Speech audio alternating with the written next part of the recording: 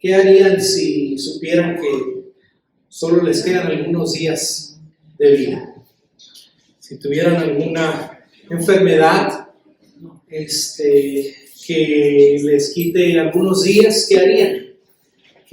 ¿A quién verían? ¿Qué dirían? ¿Qué no dirían? ¿Vivirían quizás como el hijo pródigo o vivirían como el ladrón en la cruz, buscando misericordia porque saben que su tiempo les queda corto? Mucha gente se esfuerza mucho para asegurarse de que sus funerales estén muy bien. De los 10 funerales que yo hice en Canadá, algunos le pusieron muy poco esfuerzo, otros le pusieron esfuerzo increíble. Hubo un señor en la iglesia allá en Canadá que ya les platiqué de él. No podía esperar para morirse. No podía esperar para morir. Ya estaba viudo, tenía 94 años. Perdió una esposa, perdió a una amiga muy fiel de él y no podía esperarse a morir.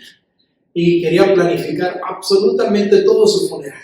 Estas canciones, dirige, predica, va a estar en la puerta dándole la bienvenida a las personas. Parte de esta planificación está en un testamento. El testamento o la última voluntad es cuando tenemos un escrito en el que dictamos qué va a pasar con todo lo que tenemos. ¿Quién se va a quedar con quién? Con todo lo que hemos juntado, porque yo espero que tú sepas que lo que tú tienes no te lo puedes llevar al cielo o al infierno. Todo lo que tenemos se queda aquí. Entonces, en un testamento planeamos y me pregunto, ¿tienes uno escrito tú ya? Y si no lo tienes, les animo que esto es una muy buena práctica. Esta temporada de Semana Santa o de Pascua la vamos a pasar reflexionando sobre las últimas palabras que el Señor pronunció desde la cruz. Las últimas palabras. Te preguntarás por qué, y me da mucho gusto que preguntes por qué, porque te voy a explicar. Estas últimas palabras del Señor Jesús funcionan como su testamento, como su última voluntad. ¿Qué es lo que va a pasar con todo lo que el Señor, con todo lo que dijo? Son palabras muy importantes. ¿Por qué son importantes? Número uno, varias razones. Número uno, porque forman parte de la Escritura. Todo lo que está en la palabra de Dios es inspirado y todo es palabra de Dios. Déjame darte una exhortación pastoral, ¿está bien? Si tú tienes una Biblia de letra roja, no te emociones mucho por una Biblia de letra roja. ¿Por qué? Porque una Biblia de letra roja, supuestamente la letra roja es lo que dijo el Señor Jesús. Pero al leer nosotros la letra roja, pensamos que la letra roja es más importante que la letra negra. Y no. Cada palabra de la Escritura es inspirada. No solamente la letrita roja. ¿Ok? Toda la palabra es inspirada, 2 de Timoteo 3. Número 2, son esas palabras cumplimiento profético de los salmos y de los profetas acerca de la vida del Mesías. Número 3, son una ventana al corazón de la Trinidad. ¿Por qué? Porque aquí se cumple el plan divino que Dios Padre, Dios Hijo y Dios Espíritu Santo planearon desde la eternidad. Jesús no se murió de repente. Jesús no murió al azar. Jesús murió porque Padre, Hijo y Espíritu Santo lo planearon desde la eternidad. Jesús tenía que morir. Número 4, son una ventana al corazón humano, ya que Jesucristo vino a morir por los hombres.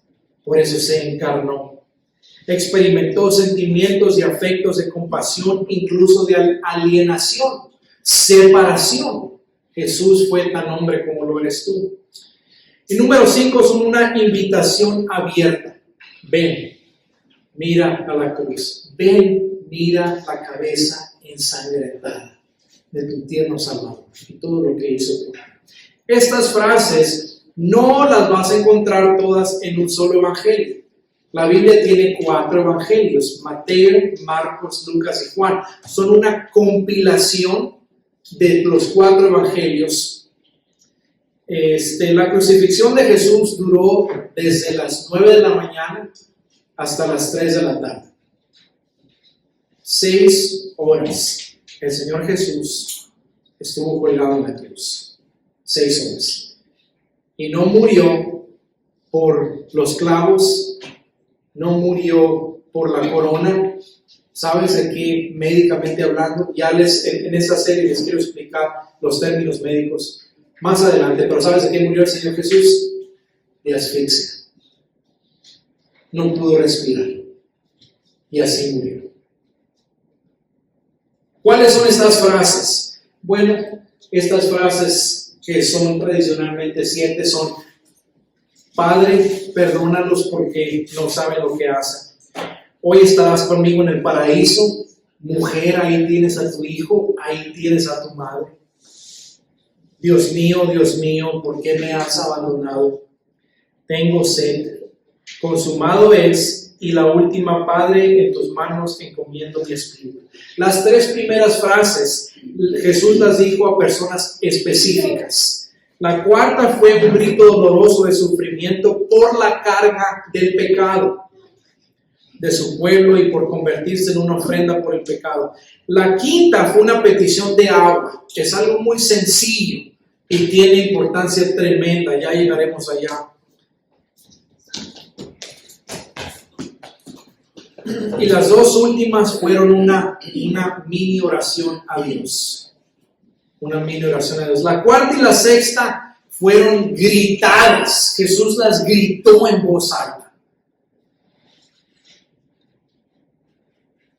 Al estudiar la pasión y la muerte del Señor Jesús, es inevitable notar que incluso al morir, Jesús tenía en mente muy vívida. La mente la tenía muy vívida. ¿Les ha tocado a ustedes ver a personas ya mayores, quizás moribundas, que tienen la mente muy viva?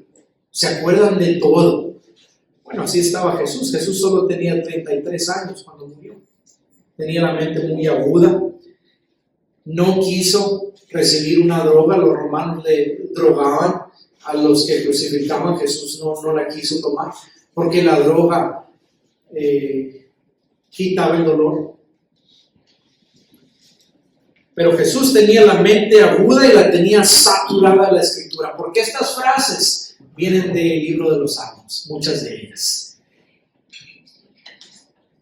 Hoy veremos las primeras 3. Hoy vamos a ver las primeras 3, el siguiente domingo las 2 y el otro domingo las otras 2. Y culminaremos con el domingo de resurrección, el domingo de Pascua. Abran sus Biblias, por favor, en el Evangelio de Lucas. O pueden seguirlo aquí en la pantalla también. Lucas 23. Vamos a leer del 34 al 38. Lucas 23, del 34 al 38. Nos ponemos de pie los que podamos como reverencia a la palabra de Dios, por favor.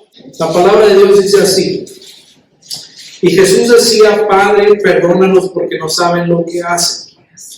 Y los soldados echaron suertes, repartiéndose entre sí sus vestidos.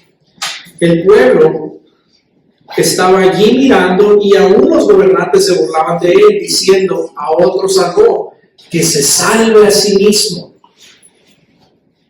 si este es el Cristo de Dios, su escogido. Los soldados también se burlaban de Jesús y se acercaban a él y le ofrecían vinagre, diciendo: si tú eres el rey de los judíos, sálvate a ti mismo. Había también una inscripción sobre él que decía: este es el rey de los judíos. Así puestos de pie, oremos. Padre Santísimo, qué día fue aquel cuando tu Hijo murió en la cruz. Y hoy, al meditar en esa divina cabeza ensangrentada del Señor Jesús, te pedimos por unción y por el correcto entendimiento, Señor, y que el sacrificio sea presente hoy más que nunca a los que estamos aquí.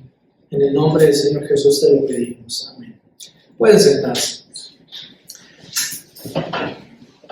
Son las 9 de la mañana.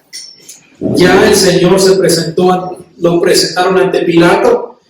Ya la multitud gritó a todo pulmón: crucifícalo. Ya fue golpeado, ya fue abofetado, fue escupido, fue azotado. Al Señor lo azotaron con estas cuerdas que en latín le llamaban flagellio. Y aquí tenemos la palabra en español, un flagelo. Esos flagelos eran cordones o eran látigos que en la punta era un mazo, un pedazo de madera con baqueta, y las baquetas de varios puntos, y en cada punto, en cada lazo de este látigo tenían amarrados pedazos de hueso o tenían también pedazos de vidrio. Y este látigo cortaba la carne y perforaba hasta los huesos. Para que se den una idea del tratamiento, le dieron 39 latigazos al Señor como castigo. ¿Castigo por qué? ¿Castigo de qué? No tienen un castigo los líderes judíos, pero aún así lo azotaron de manera terrible. Bernardo de Claraval lo expresó muy bien en su gran poema, en la canción que acabamos de cantar. Dijo, y lo cito: cubrió tu noble frente la palidez mortal, cual velo transparente de tu sufrir señal. Cerróse aquella boca, la lengua enmudeció. Escucha esta última frase: la fría muerte toca al que la vida dio. Fin de cita. El bello rostro de Jesús fue un desastre ensangrentado. Fue un desastre ensangrentado. Entonces los judíos comenzaron a burlarse de él, diciéndole, y se burlaban de su poder salvador y también de su derecho a ser divino rey de Israel, divino rey de los judíos. En medio de esto, Jesús clamó. Y Jesús dijo: Padre, perdónalos, porque no saben lo que hacen. Ahora, esta frase es una frase muy potente, pero hay que detenernos a pensar qué significa. ¿Por quién está rogando perdón Jesús aquí? ¿Por quién? Tenemos algunas opciones, obviamente. Está rogando perdón por los que lo crucifican, los romanos. Está rogando perdón por sus discípulos que lo abandonaron, porque ninguno estaba allí más que Juan, el más joven. O quizás esté rogando perdón por aquellos a los que él vino a salvar, a sus escogidos. ¿Por quién está diciendo: Padre, perdónanos? Quizás todas estas opciones, pero lo más probable, de acuerdo al contexto que nos dice San Lucas, es que esto se aplica directamente a los que los crucificaron, a los romanos, a los judíos, a los que estaban allí cuando él murió. Pero la pregunta más importante es: ¿por qué, Señor Jesús? ¿Por qué rogaste el perdón de ellos?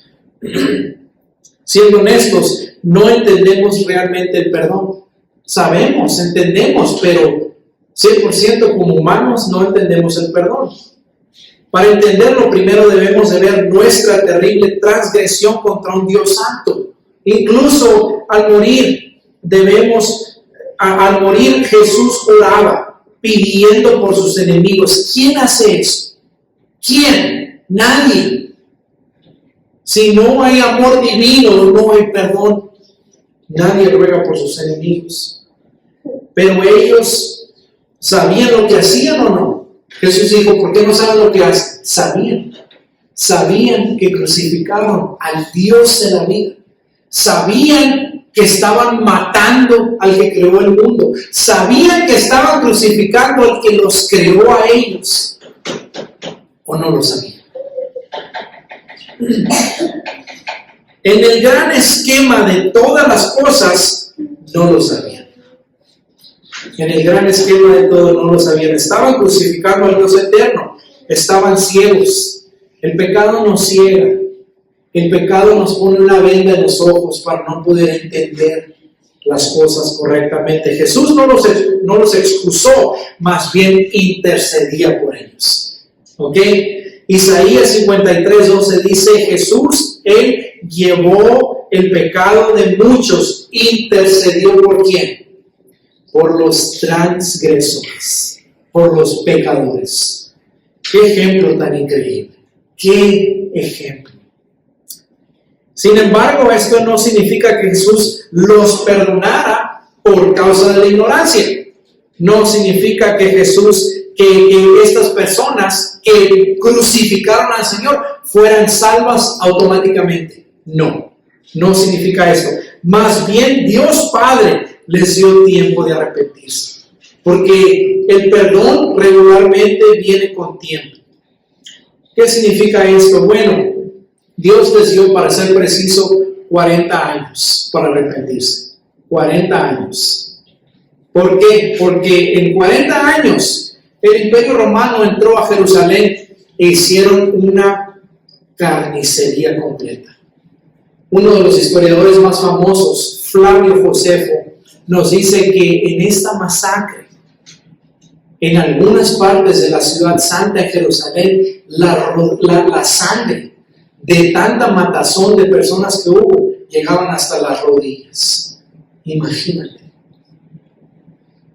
La sangre llegaba hasta las rodillas. En el año 90, Roma entró, destruyó el templo, mató a miles y miles de judíos y los expulsó de la ciudad santa. Dios les dio 40 años de arrepentirse. Se arrepintieron. Solamente en el cielo lo sabremos. Esta declaración de Jesús nos llama a confrontar la realidad la realidad del perdón como personas. Como personas, la realidad del perdón. El perdón es una virtud inconfundible de un cristiano. ¿Cómo sé que alguien es cristiano? Porque la persona perdona. ¿Cómo sé que soy cristiano? Porque puedo perdonar honestamente. Si no perdonas, quizás no conozcas a Dios. Amamos, Juan nos dice, porque primero somos amados. Perdonamos, no porque tengas una gran fuerza de voluntad. Perdonamos, ¿por qué? Porque Dios te ha perdonado. Sin Dios no podemos amar. Sin Dios no podemos perdonar. Es difícil perdonar a nuestros enemigos, aquellos que te han herido. Si te digo, piensa en la persona que más daño te ha hecho, no te va a tomar ni 5 segundos y ya lo vas a tener en la mente. Quizás sea incluso alguien de tu familia. Y batallamos en perdonar a nuestros enemigos. Pero si Jesús en la cruz intercedió por los que lo estaban matando, ¿por qué no deberíamos hacer lo mismo? ¿Piensas que has sufrido mucho? ¿Piensas que te han hecho daño? Nadie, y lo repito, nadie ha tenido el daño que tuvo Jesús. Y si Jesús perdonó, tú, con la gracia de Dios, también puedes perdonar. En medio de todo el dolor, las palabras de Jesús resuenan con fuerza. Padre, perdónalos porque no saben lo que hacen. Jesús pudo haberlos maldecido en ese momento, pero Pedro nos dice en 1 Pedro 2:23, al ser insultado, no respondió con insultos. Mientras sufría, no profería amenazas, sino que se encomendaba a aquel que juzga con justicia. Esto es el perdón. Pero déjame decirte otra cosa ahora. El perdón y la reconciliación son hermosos. No hay nada más precioso que alguien te pida perdón o tú pedir perdón y la relación se reconcilia.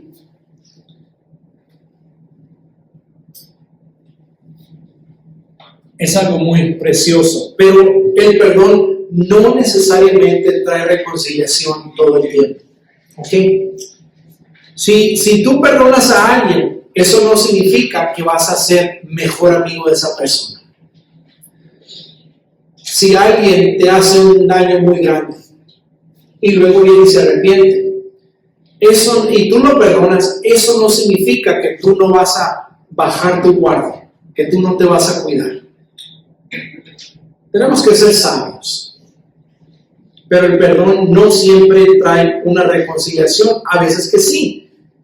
El perdón tampoco significa que tú te vas a olvidar de lo que te pasó. Es que la gente te dice, es que si ya perdonaste, ya no tienes que recordarlo. Eso es mentira. Eso es mentira. El verdadero perdón significa que no guardarás rencor, dolor y sufrimiento.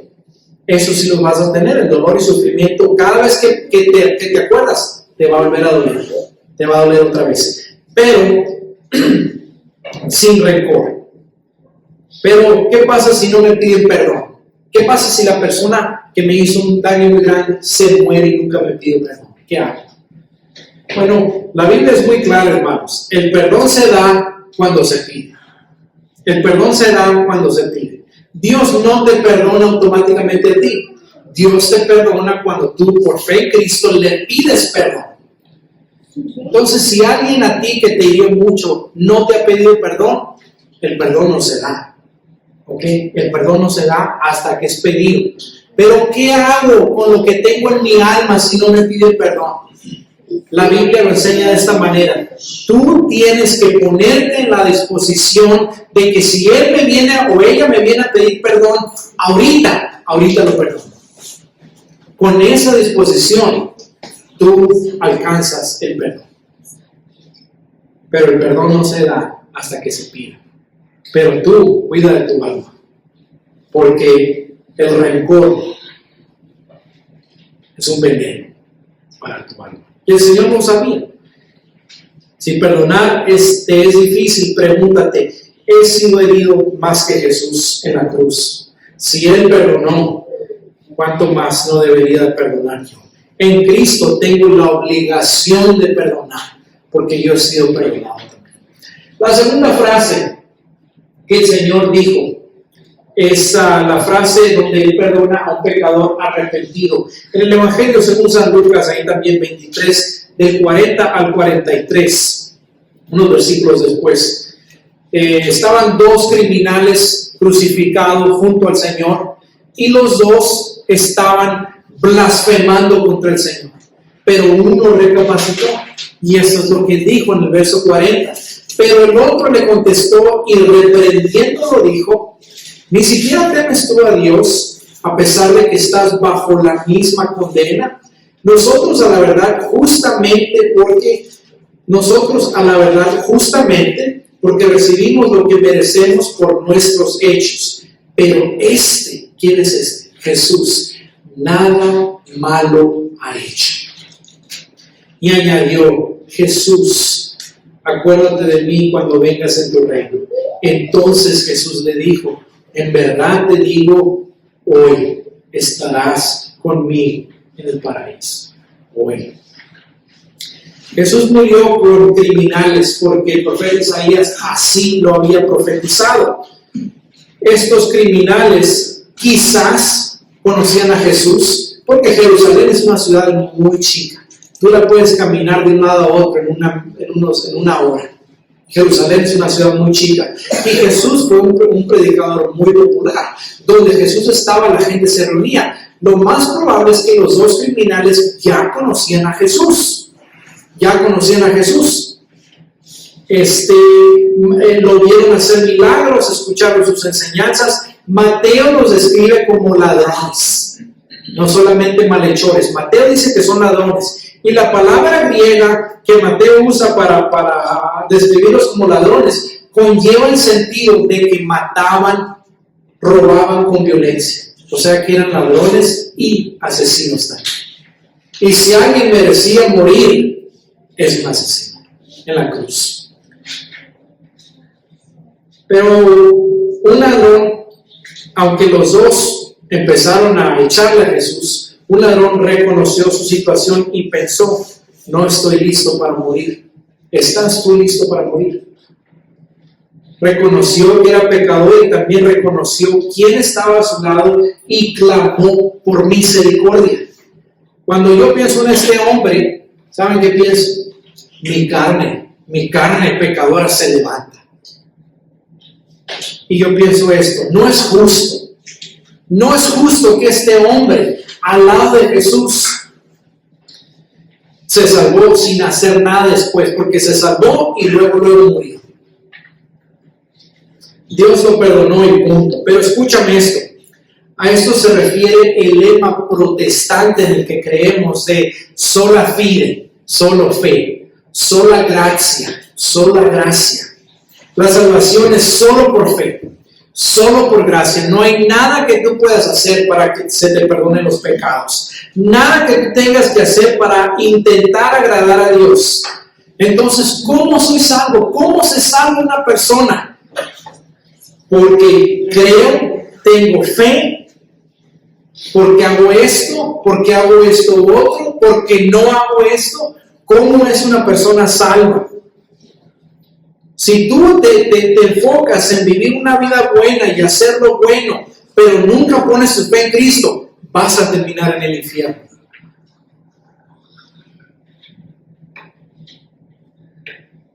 Tienes que estar convencido de esto. Soy salvo por Él.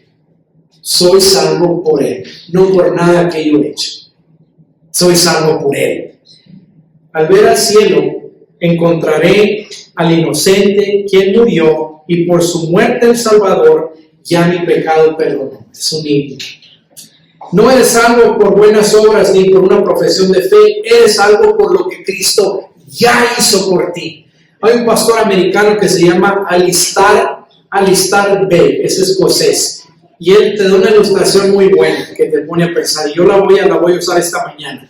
Él dice, y yo cito, piensa en el ladrón en la cruz. Estoy deseoso de encontrarlo allá en el cielo un día y preguntarle, ¿qué te pasó? ¿Cómo le hiciste? ¿Cómo le hiciste? Porque estabas insultando a Jesús en la cruz con tu amigo. Nunca fuiste a un estudio bíblico. Nunca fuiste a una iglesia. Nunca te bautizaste. Nunca trataste de hacer nada bueno después de que Dios te salvó. Nunca te hiciste miembro de una iglesia y sin embargo no lograste. Sin embargo te salvaste. ¿Cómo lo hiciste? Y dice, quizás cuando este amigo se murió y se fue al cielo y un ángel lo recibió en las puertas del cielo, el ángel le dijo, ¿qué estás haciendo aquí? Y el ladrón le dijo, yo no sé. ¿Cómo que no sabes? Bueno, porque no sé qué estoy haciendo aquí. Bueno, discúlpame, voy a llamar a mi ángel supervisor. Y se va el ángel y trae a un arcángel. Y viene el arcángel supervisor y le dice, a ver, disculpe, solamente te vamos a hacer unas preguntitas. ¿Entiendes la doctrina de la justificación por la fe? Y el hombre criminal le dice, en mi vida he escuchado de eso yo. A ver, la doctrina de la Escritura, inspirada, inerrante, ¿la entiendes? Y el hombre se le queda mirando como venado que vas en la carretera y le prende los focos y se queda el venado así se queda el hombre. No, tampoco he escuchado de eso. Y le dice el ángel, a ver, ¿y por qué estás aquí entonces? ¿Y qué le dice? El criminal le dice, porque el amigo de la cruz del medio me dijo que podía venir. Por eso estoy aquí.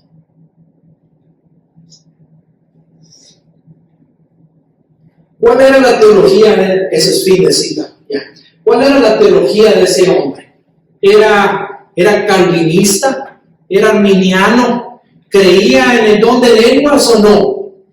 ¿Era bautista? ¿Era pentecostal? ¿Era presbiteriano? ¿Era católico? ¿Qué era? Así que llegamos a esta pregunta. ¿Qué hace a un cristiano? Yo sé que a lo mejor has oído frases así, por ejemplo, es que si tú fumas no eres cristiano. Si tú tomas no eres cristiano. A lo mejor también has escuchado, ¿cómo puedes ser cristiano si no crees en eso? ¿Cómo puedes ser cristiano si no crees en aquello? ¿Cómo puedes ser cristiano si celebras Halloween? ¿Cómo puedes ser cristiano si celebras o no celebras la Navidad? ¿Cómo puedes ser cristiano si esto, si lo otro y si lo otro? A lo mejor te han dicho a ti una de esas cosas. Escúchame bien, No digo que ciertas doctrinas o prácticas no sean importantes, ni que un cristiano no tenga la libertad para hacer esto, para hacer aquello.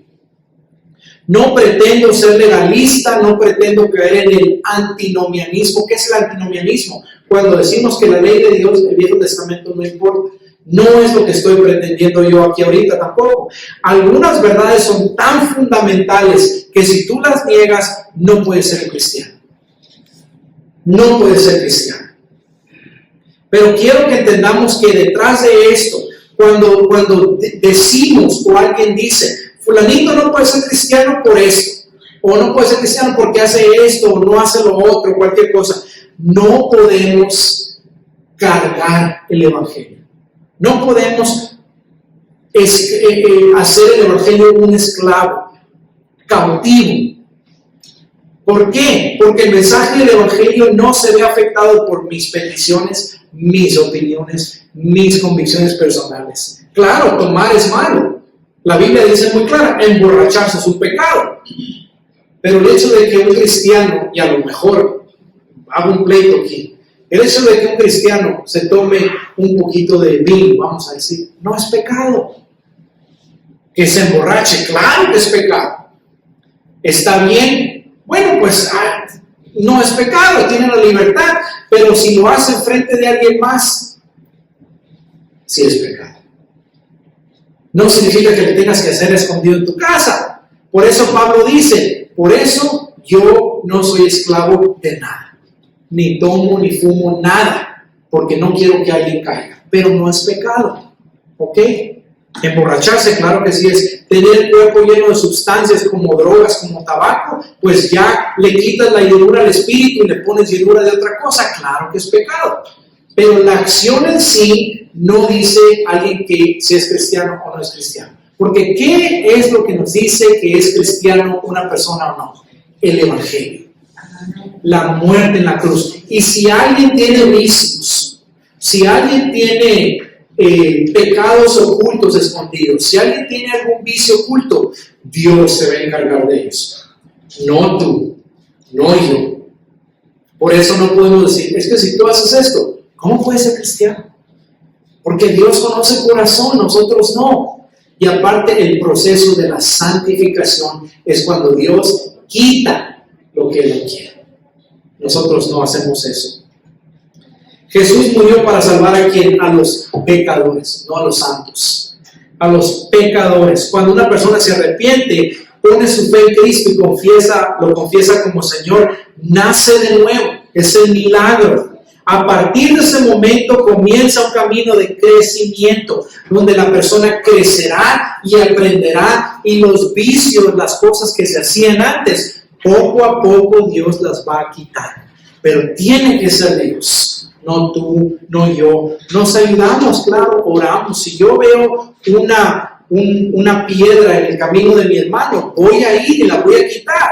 Si veo un pecado, voy a ir y voy a decirle, ¿qué está pasando? Con amor. ¿Qué está pasando? ¿Por qué estás haciendo esto que no le agrada a Dios? ¿Por qué no te congregas? ¿Por qué no lees? ¿Por qué? Pero siempre con amor. Pero no conviertas estas cosas en un asunto del evangelio. Si lo hacemos, sobrecargar el evangelio con convicciones personales, estamos jugando en la herejía. ¿Qué es la herejía? Abandonar a Dios. Falsa enseñanza. No sobrecargues el evangelio con nada. El evangelio es puro. El evangelio es inmaculado. No le añadas convicciones personales. Dejen que el evangelio haga su propio trabajo. Cuando la palabra se abre, se explica, el evangelio hace su trabajo. No podemos juzgar por percepción humana. Dios transforma a través de su palabra. Y llegamos a la tercera frase, que es la frase que el Señor Jesús le dijo a su madre, la Virgen María. Ahí está la otra. No debemos de agregar nada al evangelio. Tradiciones, convicciones personales, preferencias, nada. El evangelio puro, ¿ok? Así como el café, negro, sin azúcar, sin leche, sin crema, nada. Así es bueno, el evangelio también. Ok. De aquí nos vamos a la siguiente y última frase de hoy, que está en el evangelio de San Juan. Mateo, Marcos, Lucas, Juan. Vamos al capítulo 19. Juan 19 del 25 al 27. Esta es una frase muy tierna. Por eso los soldados hicieron esto, y junto a la cruz de Jesús estaba su madre y la hermana de su madre, o sea, su tía. María, la mujer de Cleofás, y María Magdalena. Y cuando Jesús vio a su madre y al discípulo quien amaba, que estaba allí cerca, le dijo a su madre: mujer, allí está tu hijo. Después al discípulo, ¿quién es este discípulo? Es el apóstol Juan. Así se identifica el mismo. Después al discípulo le dijo: ahí está tu madre. Y desde aquella hora el discípulo la recibió en su propia casa. A pesar de que los soldados dividían las vestiduras de Jesús, la multitud se burlaba de él y de que los líderes religiosos se regocijaban. A pesar de todo eso, había un grupito chiquitito. Jesús siempre anduvo en grupos grandes, pero en la cruz había un grupo pequeño. La mamá de Jesús, la tía de Jesús, el apóstol de Jesús y algunos otros seguidores. La mayoría fueron mujeres, porque las mujeres siempre le fueron muy fieles al Señor. Incluso hoy en las iglesias evangélicas, la mayoría de la población de género son mujeres. Son mujeres. ¿Te imaginas el dolor? ¿Te imaginas el dolor que María sintió al ver a Jesús arrastrando la cruz, al ver a Jesús azotado, al ver a Jesús crucificado? Tú como mamá, si Dios te da la bendición de tener hijos, ponte en el lugar de María. ¿Qué hubiera sentido tú? Toda la vergüenza, todo el dolor, la humillación, el sufrimiento de su amado Jesús. María siempre supo que Jesús fue muy especial. Siempre lo supo. Si Jesús necesitaba cuidarse de sí mismo, era en este momento cuando estaba en la cruz. Él siempre cuidó de los demás. Nunca cuidó de sí mismo. Él siempre cuidó de los demás.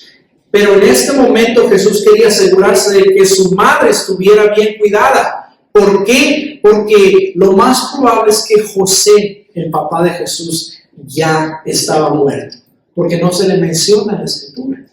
Creemos que José estaba muerto y como hijo mayor, a Jesús le caía la responsabilidad de cuidar de su madre María.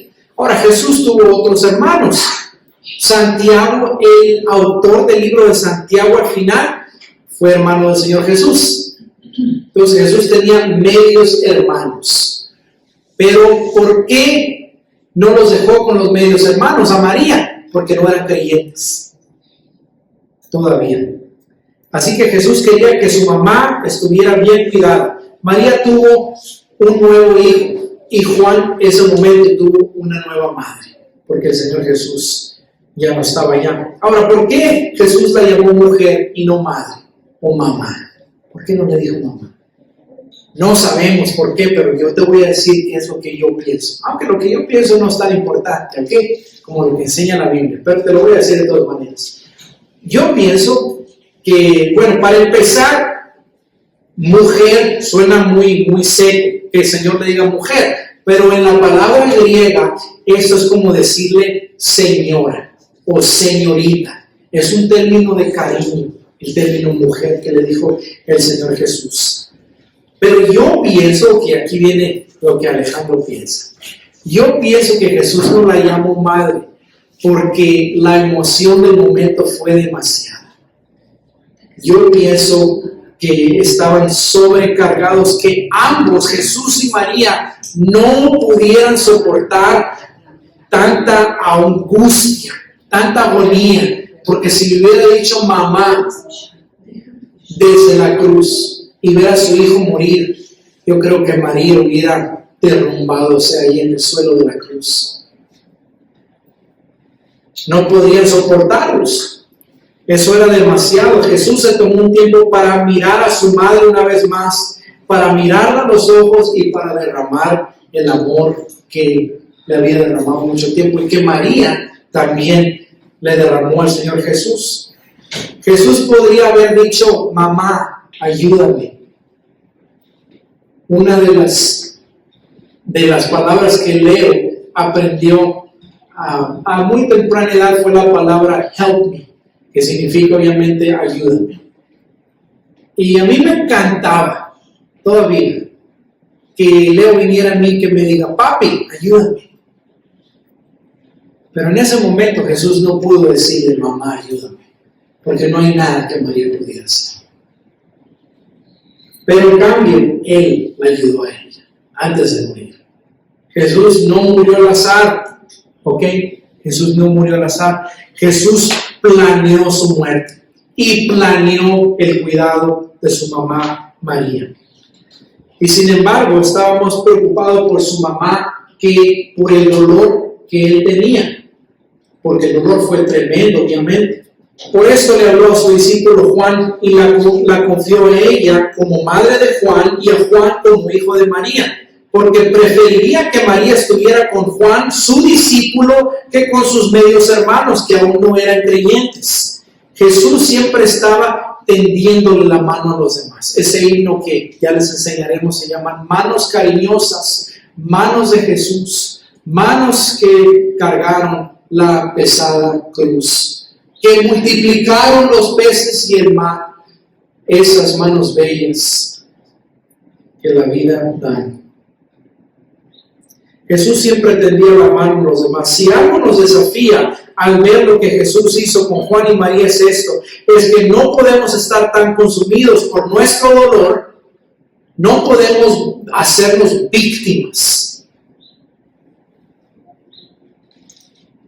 que no alcancemos a los demás. El dolor nos hace retroceder. Si alguien te hiere a ti, tú te escondes. El dolor nos hace retroceder. Pero no perdemos tan fácilmente, nos perdemos tan fácilmente en nuestro dolor, en nuestros problemas, como dicen aquí, nos ahogamos en un vaso de agua. Por mi dolor, me enfoco en mí mismo. Y me olvido de que hay mucha gente alrededor mío que también están doliendo, que necesitan ministro, que necesitan gracia, que necesitan oración, que necesitan un poquito de amor. Que me olvido por mi dolor. Pero hay mucha gente que está doliendo alrededor de ti también. Todos conocemos a personas que luchan con finanzas, con dolor, con enfermedades, problemas matrimoniales, problemas de fe. Necesitamos dejar de centrarnos tanto en nosotros mismos, en todos los problemas que traemos y tenderle la mano al caído, al que lo necesita, porque así lo hizo el Señor Jesús, aún en la cruz. Todo lo que Juan necesitaba era algo muy simple. Jesús solamente le dijo, he aquí tu madre. Fue todo. Juan entendió. Fue una palabra muy simple del Señor Jesús. He aquí tu madre. Qué precioso que con una frase tan chiquita Juan entendió, porque todo lo que Juan necesitaba era la palabra de Dios. Así mismo nosotros, todo lo que necesitamos es la palabra de Dios. Todo está aquí. Hay mucha gente que se preocupa por tener sueños y tener visiones y que un ángel le hable. No. Aquí está la palabra de Dios. Todo lo que necesitas está aquí. Así como Juan recibió la palabra, tú recibes la palabra de Dios. Pero no te vayas muy lejos buscando a quién ayudar. Cuando el Señor Jesús le dijo, aquí está tu madre, esto enfatiza la realidad de que los lazos familiares en Cristo son mucho más fuertes que los lazos de sangre. Por eso, puedes tú estar en un cuarto lleno de creyentes. Si tú eres creyente y te sientes más en familia con creyentes, aunque desconocidos, que incluso con tu propia familia. Porque tenemos los lazos de Cristo, la sangre de Cristo corriendo en nuestras venas hoy. Tenemos un Padre y somos hermanos. Esto es un gran llamado para todos los seguidores de Jesús.